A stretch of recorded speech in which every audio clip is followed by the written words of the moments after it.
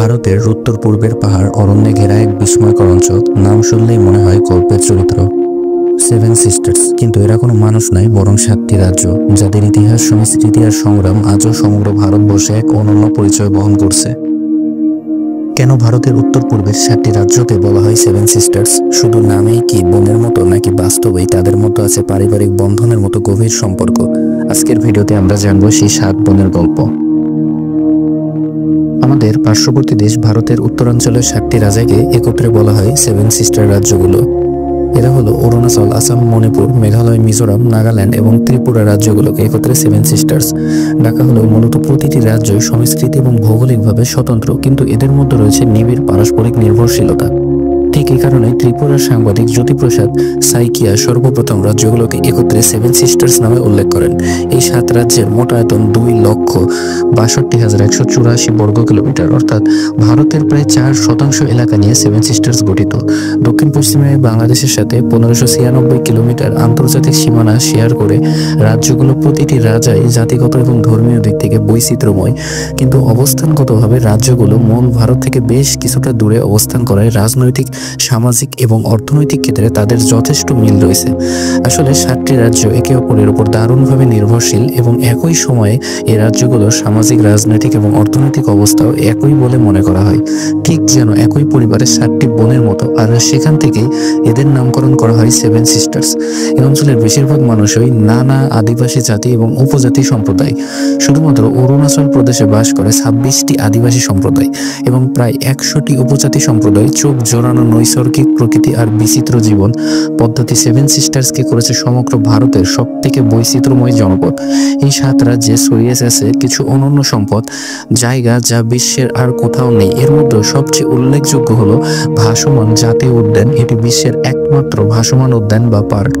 প্রায় 40 বর্গ কিলোমিটার আয়তনের কেবল লামাজাও জাতীয় উদ্যান মণিপুরের বিষ্ণুপুর জেলাতে অবস্থিত।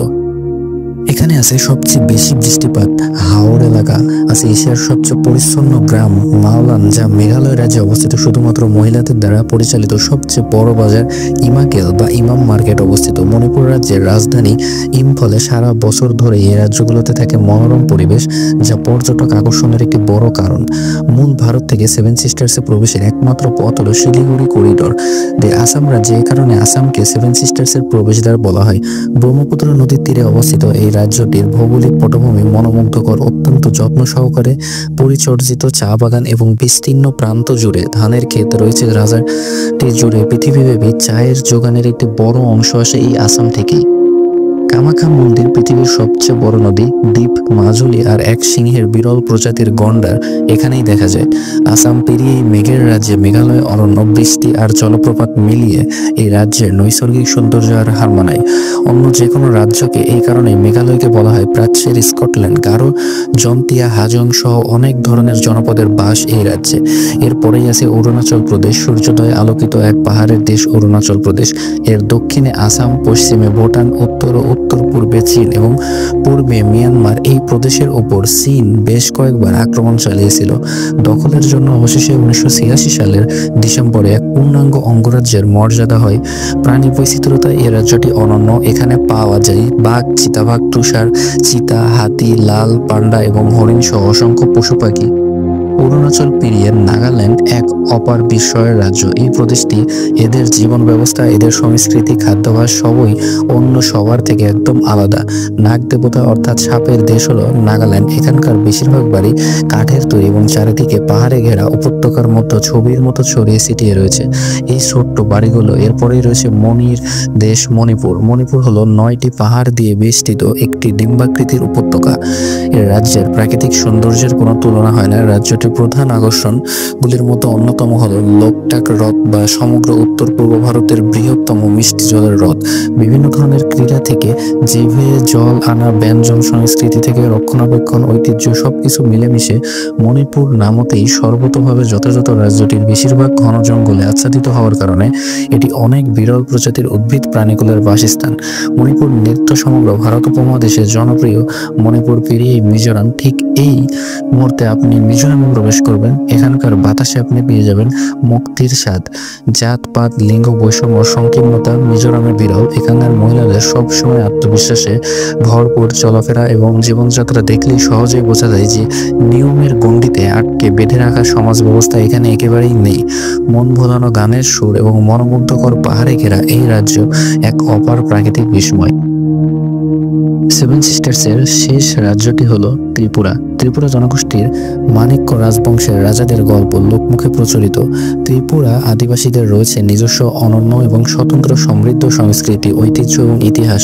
তাদের স্বতন্ত্র সূচক সংস্কৃতি, তাদের নাচ, সঙ্গীত, উৎসব, সম্প্রদায় বিষয়ক ব্যবস্থাপনার, পোশাক এবং খাদ্যাভ্যাসের মধ্যে পরিলক্ষিত হয়। এই 7টি রাজ্যে বা সেভেন সিস্টার্স ভারতের জন্য এক আপার আশীর্বাদ হলেও ভৌগোলিক জটিলতার কারণে ভারত কখনো এই রাজ্যগুলোকে সঠিকভাবে পরিচালনা করতে পারে। এর একটি প্রধান কারণ হতে পারে রাজ্যগুলো ভারতের কেন্দ্র হতে অনেক দূরে অবস্থিত। আবার এই রাজ্যগুলোর উন্নয়নে ভারত সরকারের উদাসীনতা স্পষ্ট। যদিও ভারতের মোট রাজস্বের একটি বড় অংশ আসে এই রাজ্যগুলো থেকে, পিছিয়ে পড়া জনগোষ্ঠীগুলো স্বাধীনতার পর থেকেই নিজেদের অধিকারের বিষয়ে আওয়াজ তুলে আসছে। এই রাজ্যগুলোর মধ্যে বিদ্রোহী সংগঠন United liberation front of Assam আদিবাসীদের জন্য একটি পৃথক দেশের দাবি করে আসছে অনেকদিন ধরে। আবার ত্রিপুরার ন্যাশনাল লিবারেশন ফ্রন্ট আরেকটি বিচ্ছিন্নতাবাদী সংগঠন যারা ত্রিপুরার স্বাধীনতার জন্য লড়াই করে যাচ্ছে। এরকমভাবে মণিপুর, মিজোরাম, নাগাল্যান্ড আর মেঘালয়েও সময় সময় দেখা মিলেছে বিদ্রোহ। যদিও ভারত সরকার যে কোনো অবস্থায় এই বিচ্ছিন্নতাবাদী আন্দোলন দমনে বদ্ধপরিকর, ফলে সেভেন সিস্টার্স নিয়ে আলোচনা আসলে কখনোই থেমে থাকে না। অনেকে মনে করেন এই রাজ্যগুলো কখনো ভারতের অংশই ছিল না। এই রাজ্যগুলোর অধিবাসীরা মনে করেন মূল ভারতের সাথে তাদের কোনো সম্পর্ক নেই। পিছিয়ে পড়ে জনগোষ্ঠী তাই বারবার চেষ্টা করছে নিজেদের স্বাধীন হিসেবে প্রতিষ্ঠিত করার। অবশ্য তাদের এই আন্দোলনের পেছনে বড় মদত চীন, একথা অস্বীকার করারও কোনো সুযোগ নেই। সেভেন সিস্টার্সের মুক্তিকামী জনগণকে বিচ্ছিন্নতাবাদী আখ্যা দিয়ে এদের দমিয়ে রাখার জন্য ভারত এই অঞ্চলে বিপুল সামরিক শক্তি নিয়ে করেছে সবসময়। ফলে তাদের এই মুক্তি আন্দোলন বরাবরই ব্যর্থ হয়েছে। জাতি, ভাষা, সংস্কৃতি, ঐতিহ্য সব মিলিয়ে সেভেন সিস্টার্স সমগ্র ভারতবর্ষ থেকে অনন্য। তাদের আত্মত্যাগ, তাদের সংগ্রাম ইতিহাসের পাতায় এক স্বতন্ত্র নক্ষত্র। পিছিয়ে পড়ে জনগোষ্ঠীর ভবিষ্যৎ এখনো অনেকটাই অনিশ্চিত। একদিকে তাদের স্বাধীনতার জন্য আন্দোলন, অন্যদিকে ভারত সরকারের বিচ্ছিন্নতাবাদী দমন মিশন। এই দুইয়ের চাতাকলে ধীরে ধীরে যেন হারিয়ে যাচ্ছে এই 7টি রাজ্যের সমৃদ্ধ ঐতিহ্য, আর বৃদ্ধি পাচ্ছে এই জনপদের মানুষগুলোর দুর্ভোগ। আজও সেভেন সিস্টার্স ভারতের জন্য আশীর্বাদ, আবার চ্যালেঞ্জও। বৈচিত্র্য, সম্পদ আর ঐতিহ্য সমৃদ্ধ এই 7 বোন নিজেদের স্বতন্ত্র পরিচয় নিয়ে লড়াই করে যাচ্ছে প্রতিদিন। প্রশ্ন থেকে যায় এই সংগ্রামের শেষ কথায় ভারত কি পারবে সত্যিকার অর্থে তাদের আপন করে নিতে? মেঘে ঢাকা পাহাড়, সুরের ঝাঙ্কার আর সংগ্রামের ইতিহাস সব মিলিয়ে সেভেন সিস্টার্স আজও এক অনন্য রহস্য। তাদের ভবিষ্যৎ অনিশ্চিত হলেও তাদের বৈচিত্র্য আর আত্মত্যাগ ইতিহাসের পাতায় চিরকাল বেঁচে থাকবে।